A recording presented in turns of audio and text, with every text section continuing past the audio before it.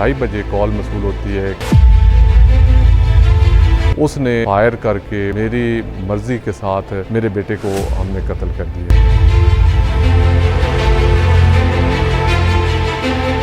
मेरा नाम राय आफ्ताब वसीम है। मैं SHO थाना सदर फैसलाबाद पोस्टेड हूँ।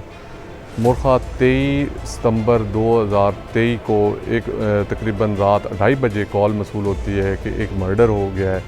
तो जब हम मौके पर पहुँचे तो उस वक़्त ताहिर नामी शख्स जो तकरीबन 30 साल का था, उसकी डेड बॉडी हमें मिली।